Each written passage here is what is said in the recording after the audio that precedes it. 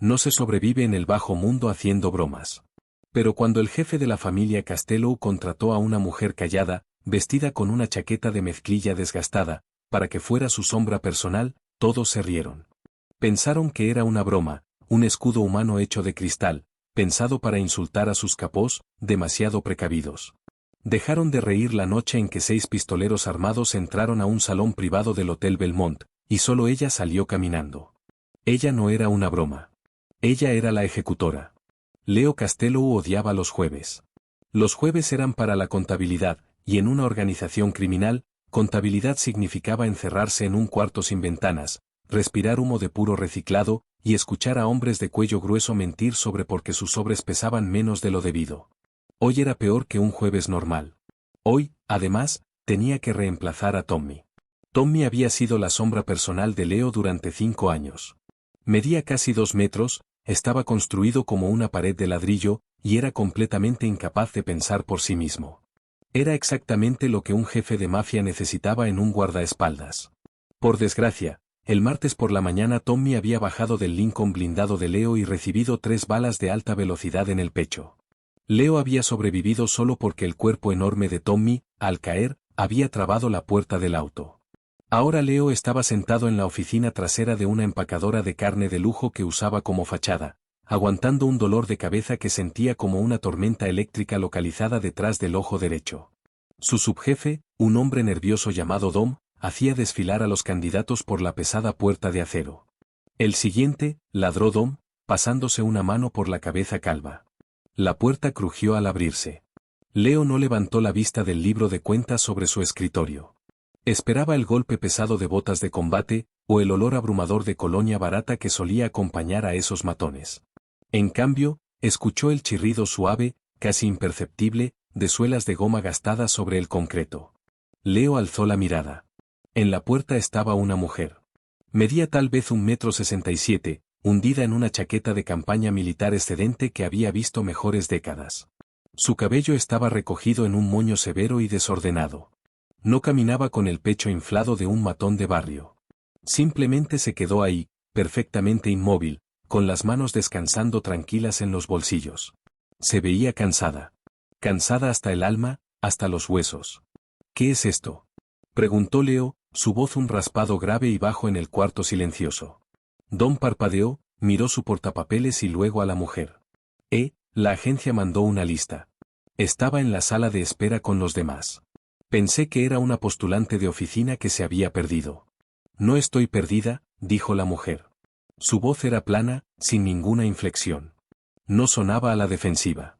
Era simplemente una afirmación de hecho. El letrero de afuera decía: se buscan candidatos para seguridad y logística. Necesito un trabajo. Leo se recostó en su silla de cuero, que crujió en protesta. La estudió. Sin maquillaje. Ojeras oscuras bajo unos ojos de un extraño color avellana turbio. Ella lo miraba no como al temido jefe del sindicato más grande de la ciudad, sino como quien mira un tren retrasado. Un inconveniente. Seguridad y logística, repitió Leo, probando las palabras. ¿Sabes quién soy? Eres el tipo con la silla vacía en el pasillo y la mancha de sangre en el tapizado, dijo ella. Lo cual significa que tu último hombre no hizo bien su trabajo. Y ahora necesitas uno nuevo. Dom resopló, dando un paso adelante, la cara enrojecida. Escúchame bien, cariño. Esto no es un trabajo de guardia de centro comercial. Un mal paso con nosotros, y terminas en un basurero. Vete a casa. La mujer no miró a Dom. Mantuvo los ojos fijos en Leo. Me llamo Kim. No bebo. No duermo mucho. No hago preguntas. Y necesito el dinero.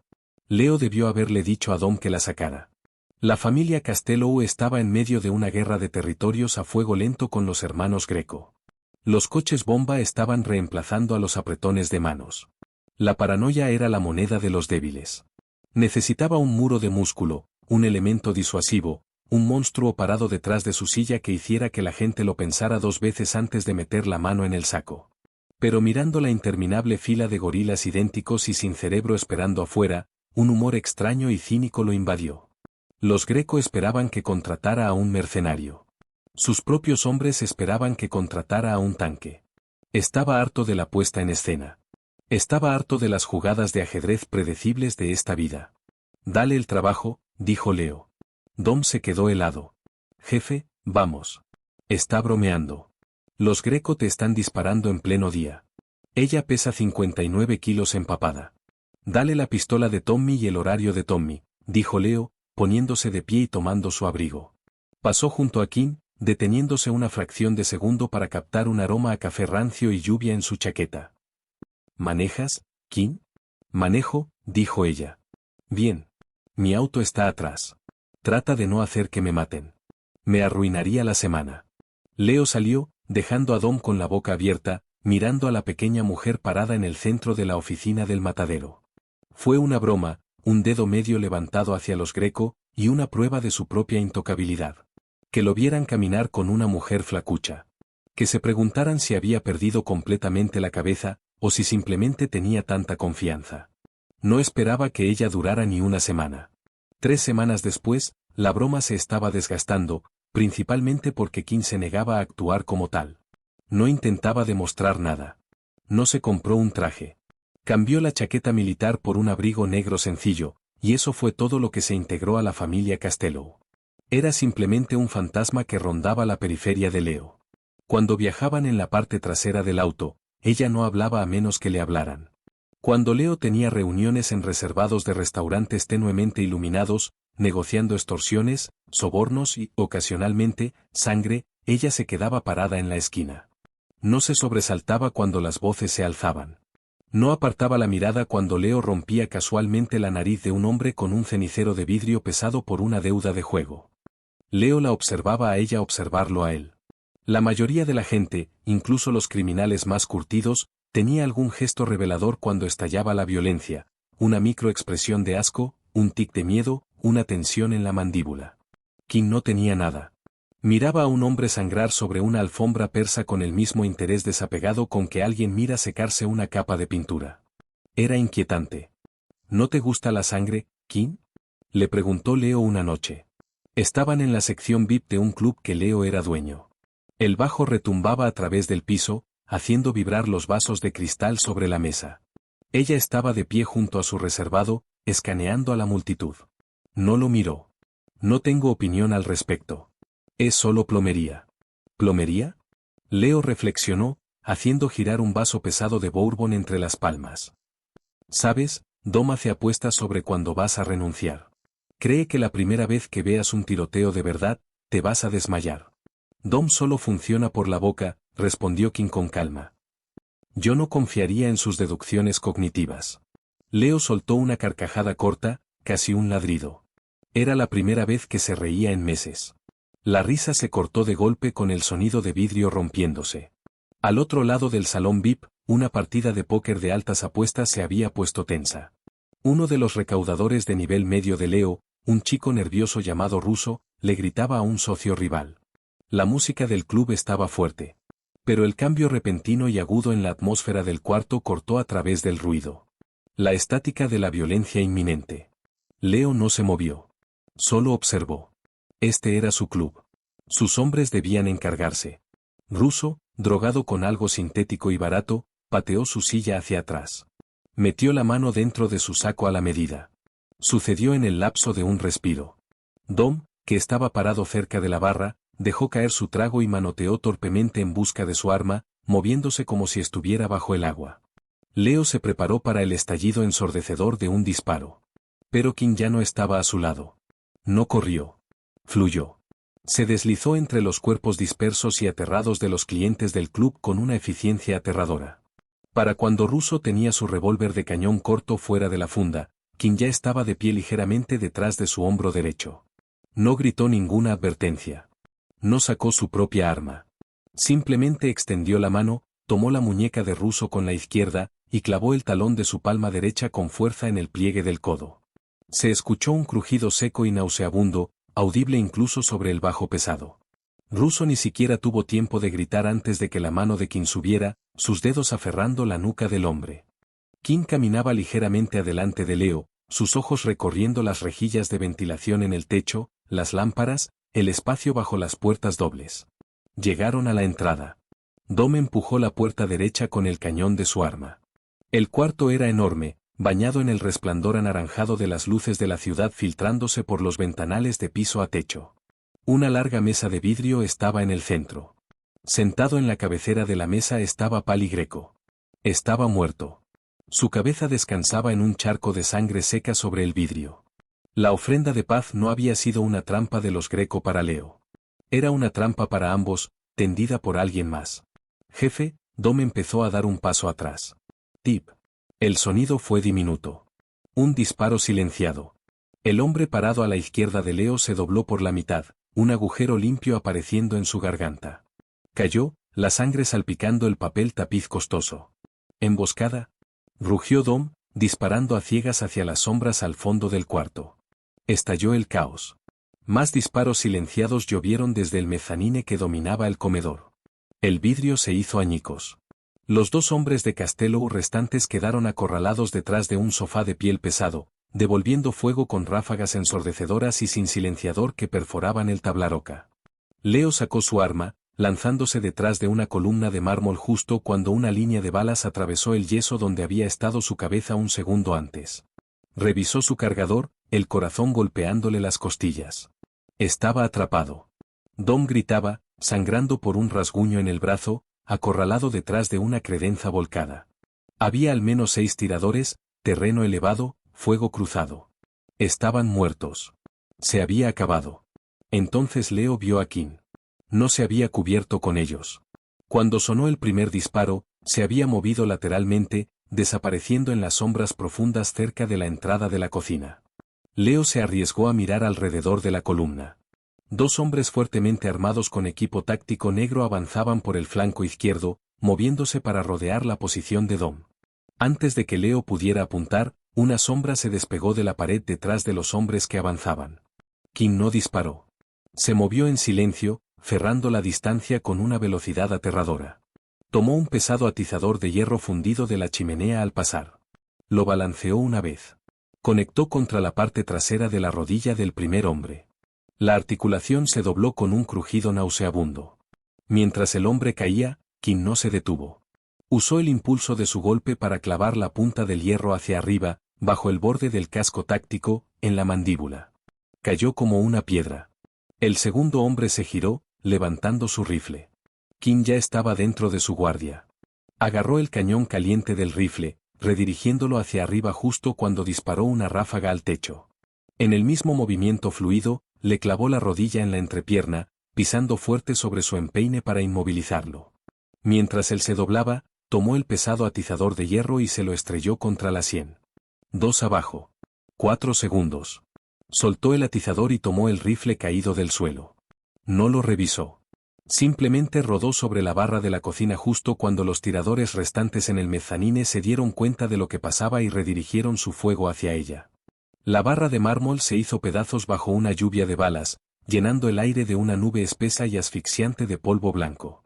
«Fuego de cobertura», gritó Leo, saliendo de su escondite y disparando 3 tiros hacia el mezanine. Dom y los tiradores sobrevivientes se unieron, forzando a los tiradores a agacharse. Fue toda la ventana que Kim necesitaba. Saltó la barra, moviéndose a través del polvo de mármol cegador como un espectro. No corrió a lo loco. Cada paso estaba calculado. Llegó a la base de la escalera de caracol que llevaba al mezanine. Un tirador se asomó por la baranda, tratando de tener un ángulo sobre ella. Kim no levantó el rifle al hombro. Disparó desde la cadera, en una ráfaga cerrada y controlada de 3 tiros. El hombre salió disparado hacia atrás, atravesando la baranda de vidrio y cayendo 6 metros al piso del comedor, el cuello quebrándose al impacto. 3 abajo. Leo miraba, completamente paralizado por la brutal eficiencia. Había visto violencia toda su vida. La había ordenado. La había cometido. Pero esto era diferente. No era ira. No era una guerra de territorios. Era un exterminador limpiando una plaga. Kim subió las escaleras de 2 en 2. Sonaron disparos en el mezanine. Un hombre gritó, luego un golpe pesado. El silencio descendió sobre el ático, espeso y denso, roto solo por la respiración entrecortada de Dom y el aullido distante de sirenas de policía en la calle. Leo se puso de pie lentamente, manteniendo el arma en alto. El polvo de mármol se asentaba. El olor a cobre y pólvora era abrumador. —Kim —llamó Leo, su voz sonando hueca en el cuarto enorme. Un momento después, ella apareció en lo alto de las escaleras. Estaba cubierta de polvo blanco. Había una salpicadura de sangre roja brillante en su mejilla pálida, aunque claramente no era suya. Sostenía un cuchillo táctico de combate en una mano y una pistola robada en la otra. Bajó las escaleras, pasando por encima del vidrio roto y los cuerpos sin mirarlos. Llegó al fondo, caminó hacia Leo, y se detuvo. Revisó su reloj de pulsera barato de plástico, limpiando una mancha de sangre de la carátula con el pulgar. El tiempo de respuesta de la policía en este distrito es de aproximadamente 7 minutos, dijo, su respiración solo ligeramente acelerada. Quedamos 3. Sugiero que tomemos el elevador de servicio. Leo solo la miró fijamente, miró la sangre en su cara, la montaña de hombres muertos y fuertemente armados a su alrededor. ¿Quién demonios eres?, susurró Leo. Kim lo miró, esos ojos avellana turbios sin ninguna calidez, ningún miedo, ninguna humanidad. Soy tu coordinadora de logística, dijo. Deberíamos irnos. El elevador de servicio olía a cloro industrial y grasa vieja. Rechinó su camino hacia abajo por 42 pisos con un gemido mecánico agonizante. Adentro, nadie hablaba. Dom estaba recostado pesadamente contra la pared de acero, un puñado de servilletas de cóctel presionadas contra el surco sangrante en su bíceps. El sobreviviente, un chico llamado Carlo, tenía arcadas silenciosas en la esquina, su arma colgando flojamente de 2 dedos. Leo observaba el indicador de piso descender. Sentía la adrenalina drenándose de su sistema, dejando atrás un agotamiento frío y hueco. Miró a Kim. Estaba sacando metódicamente el cargador de la pistola robada, revisando las balas restantes, y volviendo a insertarlo de un golpe. Se limpió la sangre de la mejilla con el dorso de la manga. Se corrió en una mancha oxidada sobre la tela oscura. No parecía una salvadora. Parecía una mecánica terminando un turno. ¿Quién lo organizó?, preguntó Leo. Su voz sonaba en carne viva. Kim deslizó la pistola en el bolsillo de su abrigo. Los hombres de arriba usaban FN-57 silenciadas, capaces de perforar blindaje, óptica de alta gama, sin parches identificativos. Pero sus botas estaban amarradas de manera uniforme, con un patrón de barra recta. Militar o exmilitar de una compañía privada. Eso no fue un golpe de la mafia. Fue una liquidación corporativa. Dom resopló, haciendo una mueca mientras cambiaba de peso. ¿Corporativa? ¿De qué demonios hablas, loca? Los Greco nos tendieron la trampa. Fue una jugada suicida. Pali Greco ya estaba muerto antes de que entráramos al cuarto, dijo Kim con calma, girando su mirada inexpresiva hacia Dom. La coagulación de la sangre sugiere que le dispararon al menos 20 minutos antes. Lo usaron de carnada. Los usaron a ustedes de carnada. Alguien está limpiando el tablero. El elevador se detuvo con una sacudida en el andén de carga subterráneo. Las puertas se abrieron. El aire pesado y húmedo del garaje subterráneo los golpeó. Mi auto está a 3 cuadras al este, dijo Kim, saliendo hacia la tenue luz fluorescente. El Lincoln de enfrente probablemente esté cableado con explosivos de alto poder, o cuando menos vigilado por un equipo de francotiradores. Caminamos. No voy a caminar a ningún lado contigo, escupió Dom, levantando su brazo bueno. La mano le temblaba. Apuntó un dedo hacia Kim. Jefe, mírala. Mira lo que acaba de hacer. ¿Crees que una agencia de empleo temporal mandó eso? Es un plante. Ella es la que los dejó entrar. Leo miró a Dom, luego a Kim. Dom estaba aterrado. Una rata acorralada. Kim estaba perfectamente quieta, observando a Dom de la manera en que un depredador observa a un animal herido decidir hacia dónde cojear. Si quisiera verte muerto, Dominique, dijo Kim, su voz bajando una octava, no habría usado un equipo táctico. Te habría dejado desangrarte en el pasillo de arriba. Baja la mano antes de que te rompa el otro brazo. Dom se estremeció por instinto, retirando el brazo. Basta, cortó Leo. Se interpuso entre ellos, sintiendo el peso aplastante de la noche cayéndole sobre los hombros. Era un rey sin castillo, parado en un andén de carga sucio. Tomamos nuestro auto. Vamos al patio. El patio era un lote de vehículos incautados abandonado en las afueras industriales de la ciudad. Era una reliquia de la era del padre de Leo, rodeado de alambre de púas, y custodiado por 3 rottweilers grandes y hambrientos. Dentro de la oficina oxidada de lámina corrugada había un catre, una caja fuerte y un teléfono desechable. El trayecto fue agonizante. Kim manejaba un Honda Civic destartalado que olía tenuemente a agujas de pino y tierra húmeda. Manejaba exactamente al límite de velocidad. Revisaba los espejos cada 4 segundos. Leo iba en el asiento del pasajero, viendo las luces de la ciudad desdibujarse. Su imperio se sentía de pronto muy frágil. Hombres en trajes a la medida discutiendo sobre contratos de basura y cuotas sindicales no eran rival para fantasmas en equipo táctico cayendo por tragaluces. Cuando llegaron al patio, llovía a cántaros. Los perros reconocieron a Leo y se quedaron quietos en sus jaulas. Dom y Carlo fueron al cuarto trasero a curarse. Leo se quedó en la oficina principal, sacando una botella de whisky barato de un archivero. Sirvió 2 vasos. Deslizó uno por el escritorio metálico gastado hacia Kim. Ella estaba parada junto a la ventana, mirando a través de una rendija de las persianas hacia la calle inundada. No miró el vaso. No bebo, dijo. Tómalo de todas formas, dijo Leo. Se tomó el suyo de un trago. Ardió, un recordatorio duro de que seguía vivo. Mataste a 5 hombres esta noche. 6, si cuentas al que tiraste desde el balcón. 6, confirmó ella en voz baja. ¿Dónde aprendiste a moverte así? Kim dejó que la persiana se cerrara de golpe. Se dio la vuelta.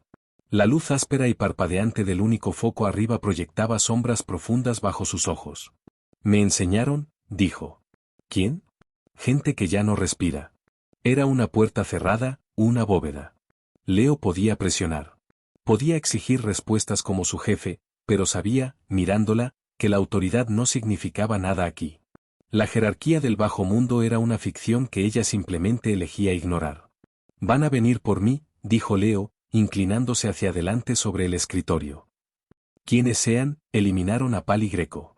Intentaron eliminarme a mí. Quieren la ciudad.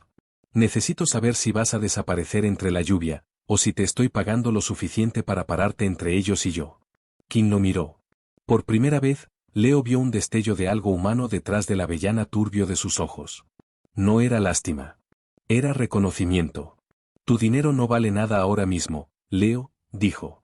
Usó su nombre de pila. Le mandó una descarga extraña por el pecho. Pero yo no huyo, y no dejo un trabajo a medias. Duerme un poco. Mañana cazamos. Dormir era un lujo que Leo no podía pagar.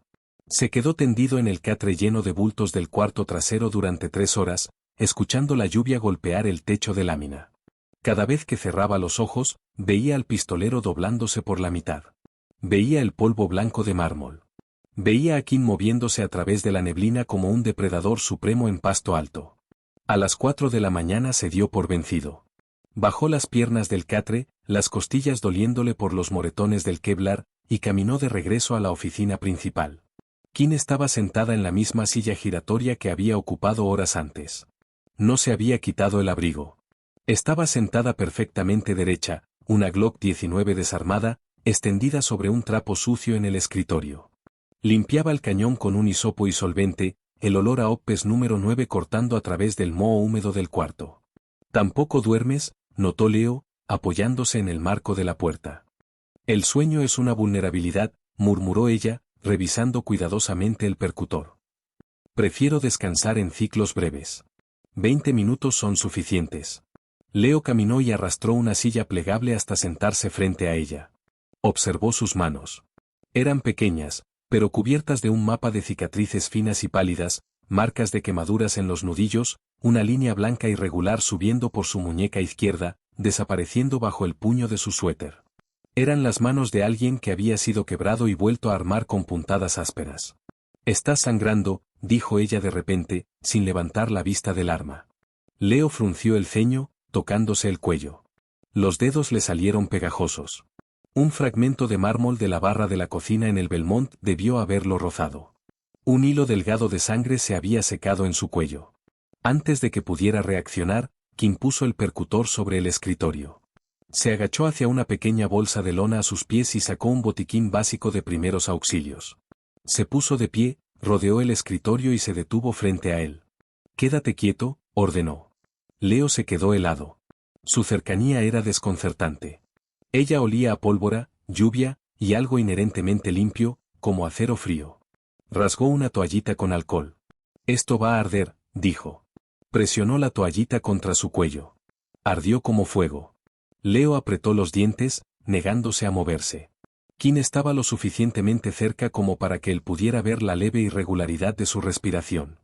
Pudo ver una pequeña cicatriz en forma de media luna justo debajo de su clavícula izquierda, visible donde su camisa se abría un poco. No era una máquina. La comprensión lo golpeó con un peso extraño y pesado. Ella sangraba sus propios fantasmas, escondiéndolos detrás de un muro de apatía absoluta. ¿Por qué tomaste este trabajo, Kim? Preguntó Leo suavemente, la distancia entre ellos reduciéndose a centímetros. No te importa el dinero. Tú misma lo dijiste. La mano de ella se detuvo en su cuello.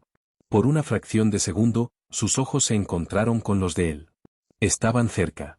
Demasiado cerca. El jefe cínico de la mafia y la asesina atormentada, existiendo en el vacío de un mundo arruinado. Porque estar sentada en un cuarto silencioso es demasiado ruidoso, dijo ella, su voz apenas un susurro. Necesito el ruido. Necesito la estática. Tu mundo es muy ruidoso. Le pegó una curita de mariposa sobre el corte. Sus dedos se demoraron un latido sobre su piel. No fue una caricia. Fue una evaluación táctica de su pulso. Pero ardió más que el alcohol. Ella dio un paso atrás abruptamente, el muro volviendo a cerrarse de golpe. Tenemos un problema, dijo, volteándose de nuevo hacia el escritorio y armando rápidamente la Glock. ¿Además del ejército privado que trata de matarme? Sí. Dominique. La mandíbula de Leo se tensó. Dom es un idiota, pero ha estado con mi familia 20 años. Es leal. La lealtad es una métrica cambiante, dijo Kim, deslizando el cargador dentro de la empuñadura con un chasquido seco. Revisé el registro de llamadas del teléfono desechable mientras fingías dormir. Dominique hizo 2 llamadas desde el baño hace 1 hora. Los números estaban encriptados.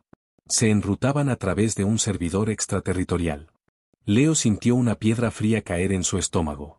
Está llamando a un doctor. Tiene el brazo infectado. Estaba susurrando, Leo, y cerró la puerta con seguro. Kim lo miró. El equipo táctico en el Belmont sabía nuestra hora exacta de entrada. Sabía el piso. Sabía que Pali Greco estaría vulnerable. Alguien les dio el itinerario. Solo tú, yo y Dominique sabíamos que iríamos esta noche. Leo se quedó mirando el metal oxidado del escritorio. Dom, el hombre que le había enseñado a disparar. El hombre que había cargado el ataúd de su padre. Si te equivocas, empezó Leo. Nunca me equivoco sobre geometría de supervivencia, interrumpió Kim. Está asustado. Los nuevos jugadores lo aterraron. Te vendió para comprarse un asiento en su mesa. Un silencio pesado llenó el cuarto.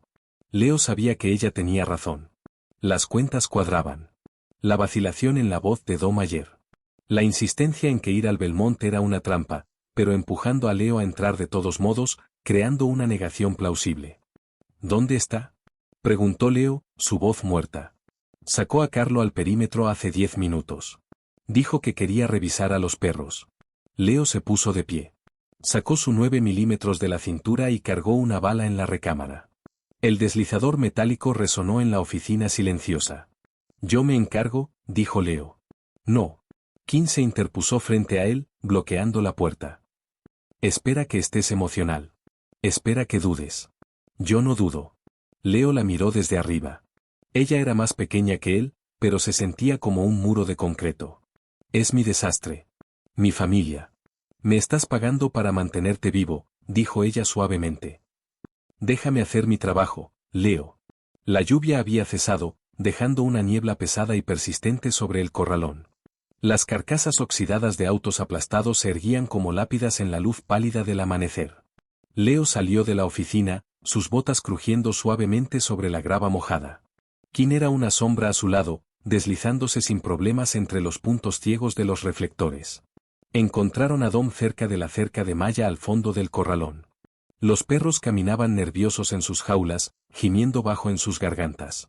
Carlo no se veía por ningún lado. Dom caminaba de un lado a otro con un teléfono desechable pegado al oído. Su brazo herido colgaba flojo a su costado. Te dije que sobrevivieron, siseó Dom al teléfono, su voz llevándose en el aire húmedo. La chica es un fenómeno. Dijiste que tu equipo podía manejarla. Ahora estoy atorado aquí con él, y ella vigila cada movimiento que hago. Necesitas mandar a los limpiadores ahora, al corralón. Leo salió de detrás de una pila de contenedores de embarque oxidados. No necesitas gritar, Dom, dijo Leo. Dom giró, dejando caer el teléfono. Chapoteó en un charco de lodo. Sus ojos se abrieron como platos, moviéndose de Leo a la oscuridad a su alrededor. Vio a Kim salir de las sombras, su arma desenfundada, apuntando directamente a su pecho. Jefe, tartamudeó Dom, levantando las manos, su cara pálida. Jefe, espera. No es lo que parece. Yo estaba tratando de comprarnos tiempo. Negociar. ¿Dónde está Carlo? Preguntó Leo. El vacío en su propia voz lo asustó.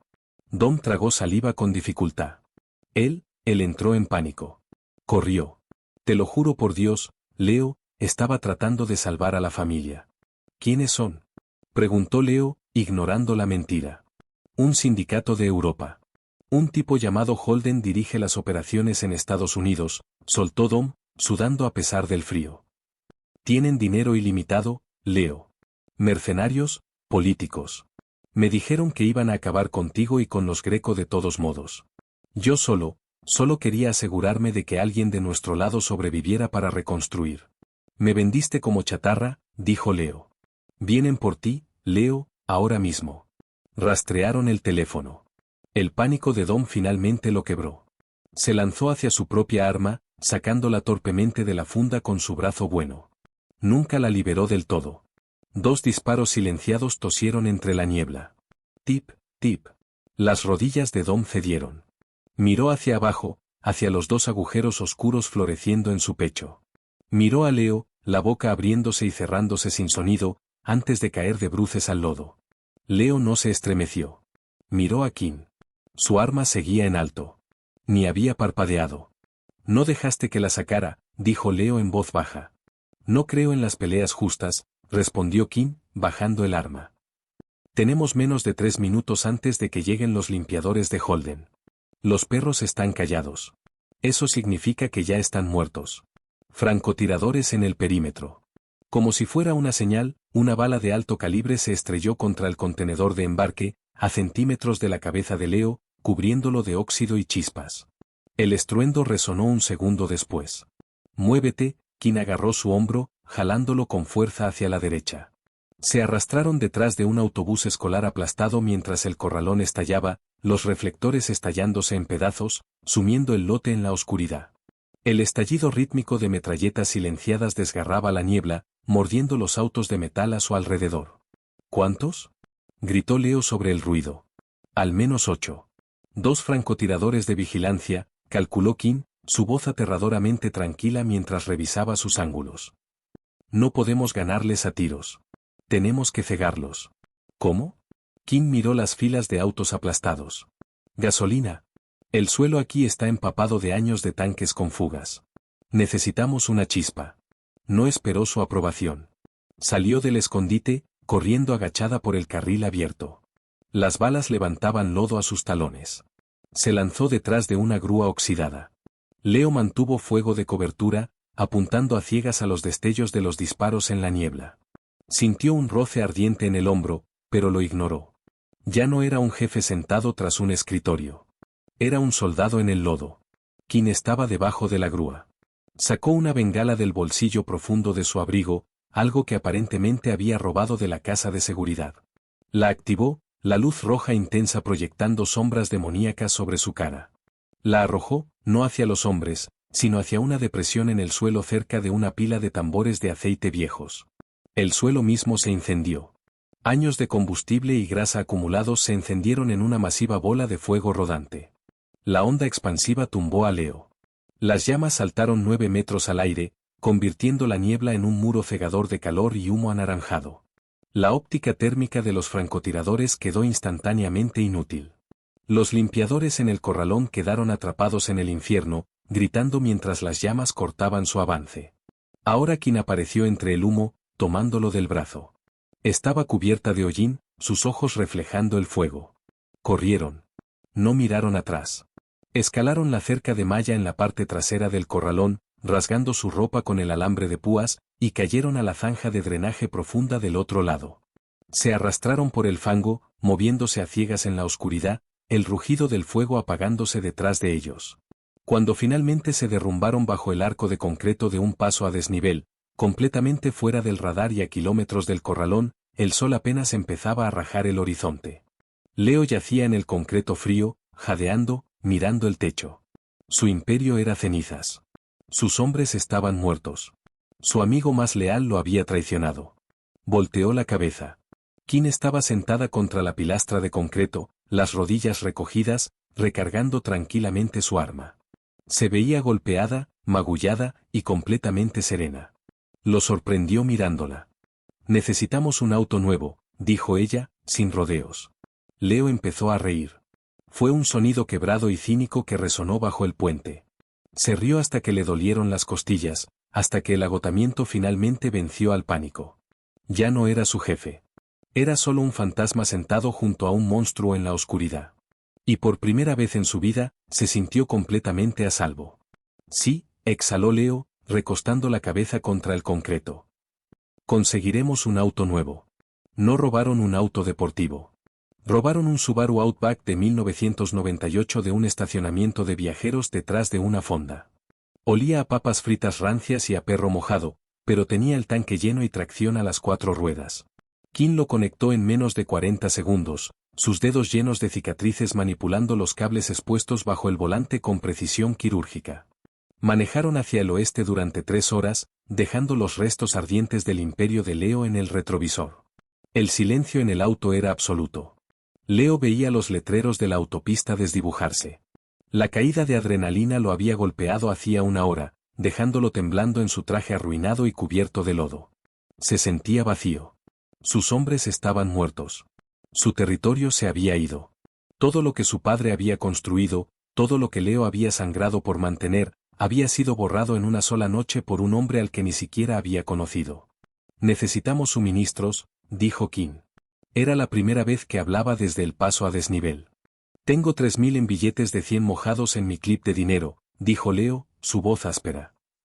Y una cuenta bancaria congelada que marcará mi ubicación en el segundo que trate de acceder. Guarda el efectivo. Necesitamos logística fuera del radar. Kim metió el Subaru en un centro comercial venido a menos en las afueras de un pueblo acerero moribundo. La lluvia había vuelto a empezar, una llovizna fría y miserable. Kim estacionó detrás de una farmacia abierta las 24 horas. Agáchate, ordenó. Se bajó del auto, subiéndose el cuello de su abrigo.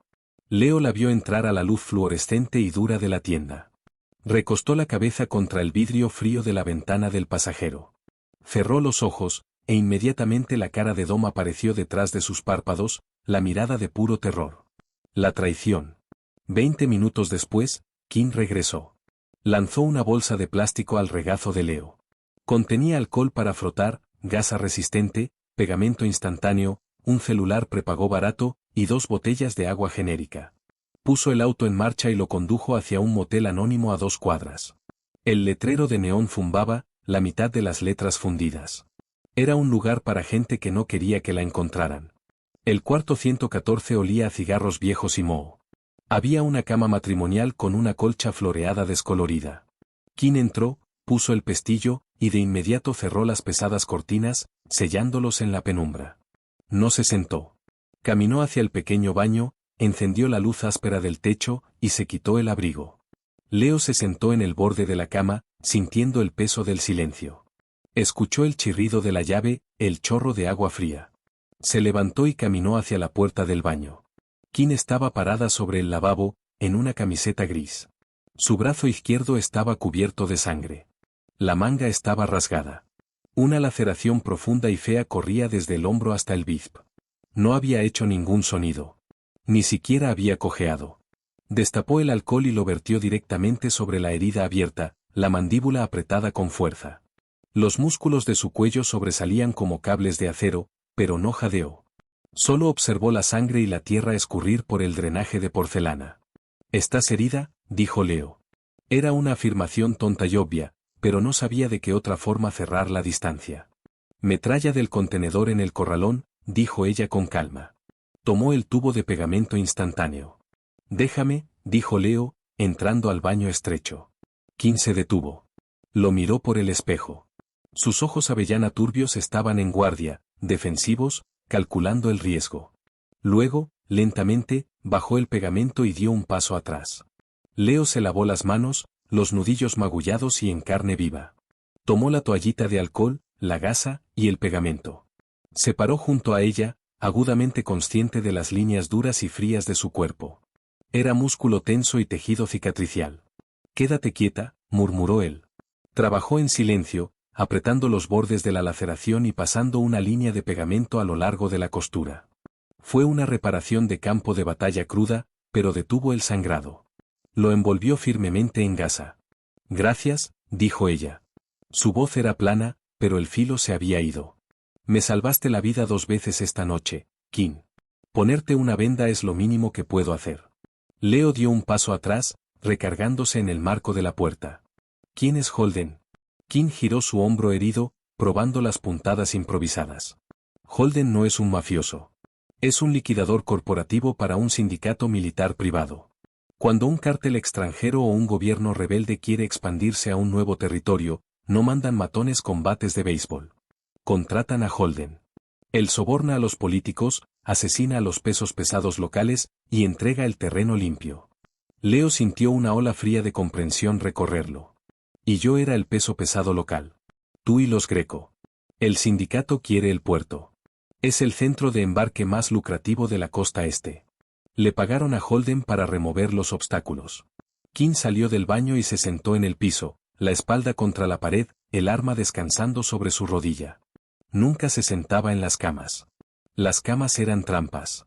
«Entonces soy un fantasma», dijo Leo, entrando al cuarto y sentándose pesadamente en el colchón.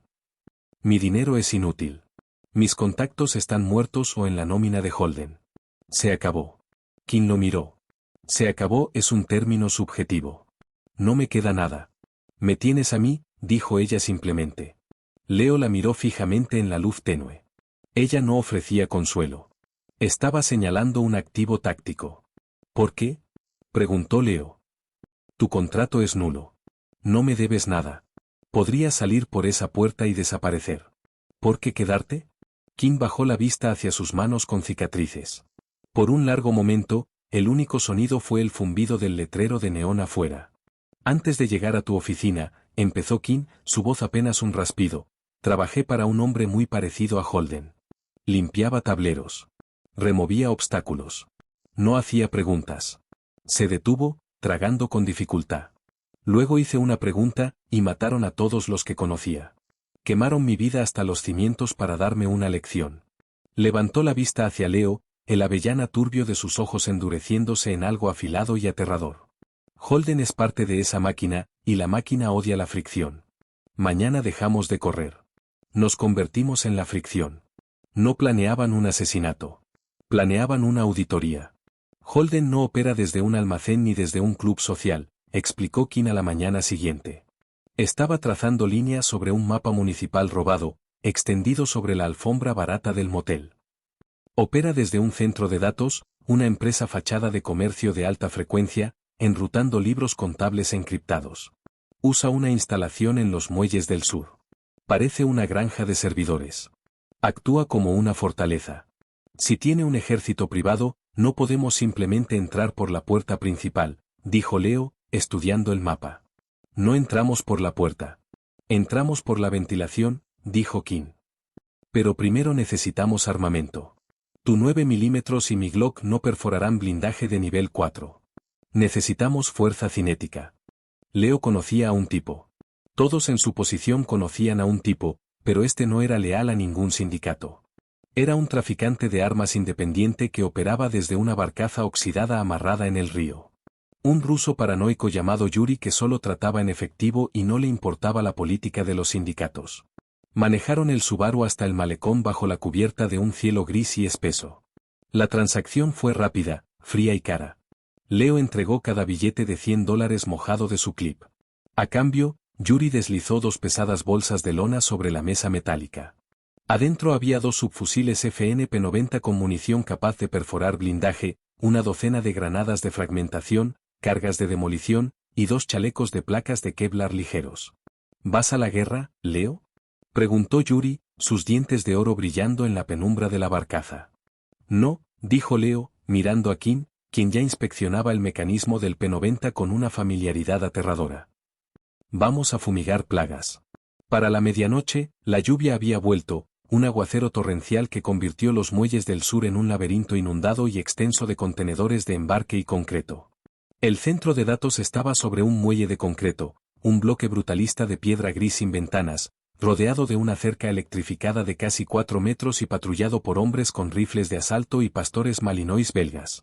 Leo y Kim yacían en el techo de un almacén adyacente, la lluvia empapando su ropa.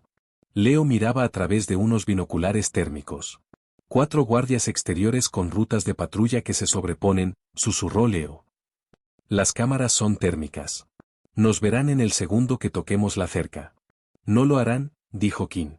Estaba conectando una pequeña tableta resistente al agua a un inhibidor de radio localizado que había construido con electrónica del motel y piezas sobrantes de Yuri. Holden usa una red de seguridad centralizada.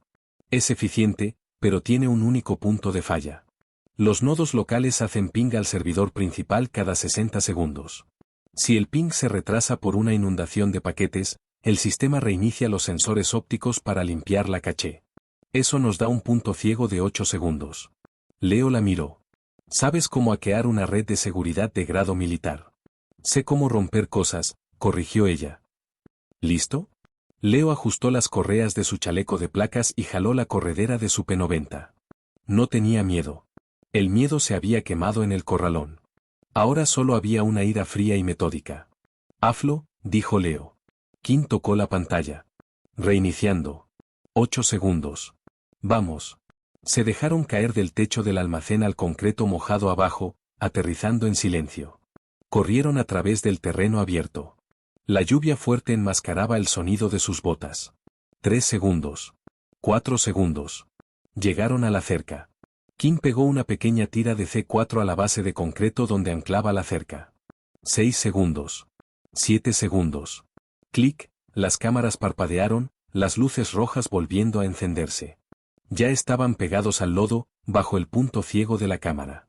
Un guardia de patrulla dobló la esquina, su perro tirando de la correa. El perro se detuvo, las orejas erguidas. Los olió. Abrió la boca para ladrar. Kim se movió más rápido de lo que el perro pudo reaccionar. Sacó su pistola silenciada de la funda y disparó 2 veces. Tip, tip. El perro quedó inerte. El guardia abrió la boca para gritar, alcanzando su radio. Leo se levantó suavemente, alzando su P90. Disparó una ráfaga corta y controlada. Las balas perforantes de blindaje atravesaron limpiamente la placa cerámica del guardia. El hombre cayó sin un sonido. Leo bajó la vista hacia el hombre muerto, luego al arma en sus manos. Había ordenado cientos de golpes en su vida. Nunca había sentido el retroceso del arma que los ejecutaba. Se sentía pesado. Se sentía necesario. Abriendo, susurró Kim. Activó la pequeña carga en la base de la cerca. No explotó. Solo agrietó el concreto lo suficiente para aflojar los pernos de anclaje. Jaló la pesada malla de acero hacia atrás, creando un espacio lo bastante grande para deslizarse. Se movieron hacia la sombra del centro de datos. La sala principal de servidores está en el tercer sótano, dijo Kim, consultando un esquema que había sacado del PDA del guardia muerto. Holden estará ahí. Es la única sala con una conexión directa a las cuentas extraterritoriales. Una vez que se dé cuenta de que el perímetro fue violado, tratará de iniciar una transferencia total de activos y borrar los discos. No se va a salir con la suya, dijo Leo, su voz dura. No, coincidió Kim. Sacó una carga de demolición de su bolsa de lona y la presionó contra la pesada puerta reforzada de acero que llevaba a la escalera de servicio. No lo hará. La escalera estaba bañada en la luz roja áspera de emergencia. La explosión de la carga había activado las alarmas. Una sirena rítmica y ensordecedora pulsaba a través de las paredes de concreto, acompañada de la voz digitalizada del sistema automático de seguridad, advirtiendo de una intrusión hostil. Kim no corrió. Fluyó escaleras abajo. Su arma en alto, sus ojos escaneando los ángulos. Leo se mantuvo 3 pasos atrás, cubriendo su retaguardia. Operaban en silencio total, comunicándose solo con gestos afilados y toques en el hombro. Llegaron al segundo descanso. La pesada puerta de acero se abrió de golpe. 3 de los limpiadores de Holden se derramaron en la escalera, sus rifles en alto. King no dudó. Se dejó caer sobre una rodilla, haciéndose un blanco más pequeño, y apretó el gatillo. El P-90 traqueteó, escupiendo un chorro de casquillos al aire. Las balas perforantes de blindaje destrozaron a los hombres en la entrada, lanzándolos hacia atrás al corredor. Leo pasó sobre ella, manteniendo fuego de cobertura por el pasillo para contener cualquier refuerzo. ¿Despejado?, gritó Leo sobre las sirenas. King ya se movía, pasando sobre los cuerpos, sus botas resbalando ligeramente en las baldosas resbaladizas y cubiertas de sangre. Llegaron al tercer sótano. El aire ahí abajo era diferente. Estaba helado, con aire acondicionado potente para mantener frescos los enormes bancos de servidores. El ruido de los ventiladores de enfriamiento era un rugido continuo y ensordecedor que se tragaba las sirenas. Se pararon frente a un par de puertas de vidrio reforzado. Más allá estaba la granja de servidores, un cuarto cavernoso e inmenso lleno de torres negras de racks parpadeando en luces azules y verdes. Al fondo del cuarto, detrás de una consola de comando elevada de vidrio, había un hombre en un traje gris a la medida. Tecleaba frenéticamente en un teclado. 4 guardias fuertemente armados formaban un perímetro alrededor de la consola.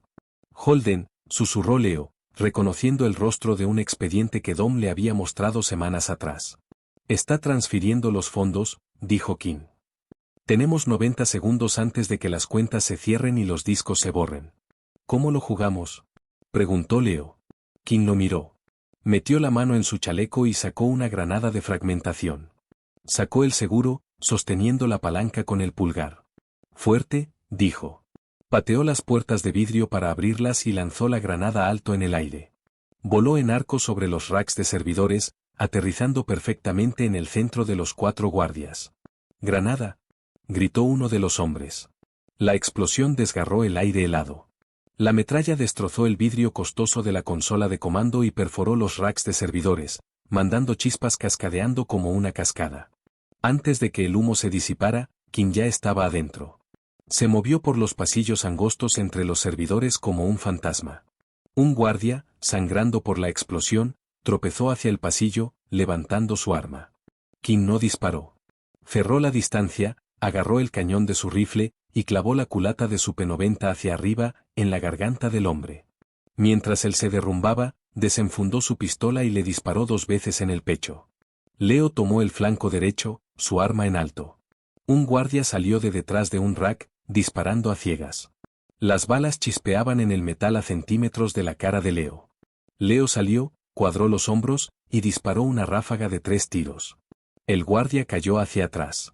La sala de servidores era un caos estroboscópico de chispas, destellos de disparos, y el parpadeo constante y azul de los discos duros sobrevivientes. King llegó a la plataforma elevada.